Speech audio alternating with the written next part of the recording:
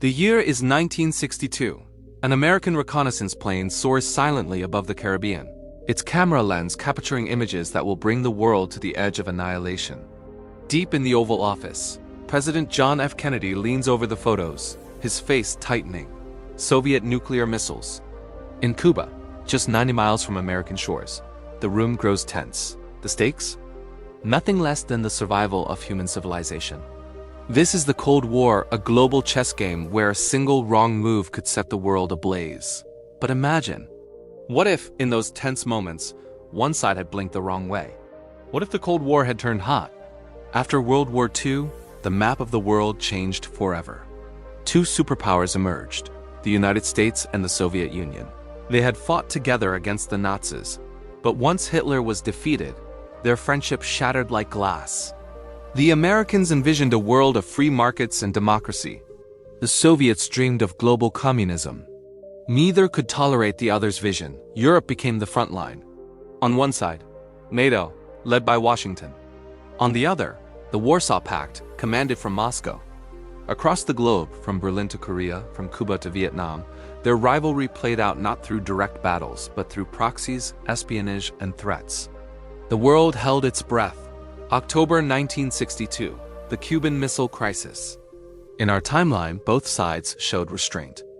But in this alternate story, one Soviet submarine commander, believing war has already begun, authorizes the launch of a nuclear torpedo against a U.S. destroyer.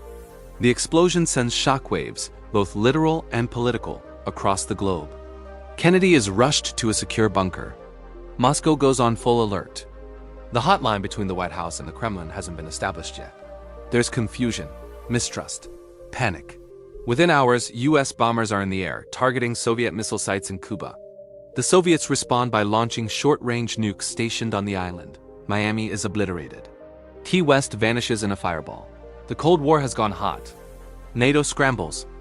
American and British forces in West Germany prepare for invasion.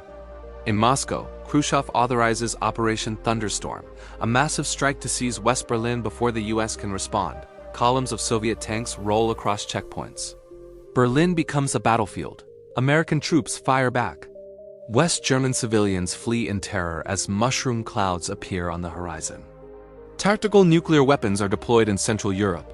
Cities like Frankfurt, Warsaw, and Prague are turned into ruins within hours. Millions are dead, and the war has barely begun. By day 3, the U.S. Strategic Air Command orders full retaliation.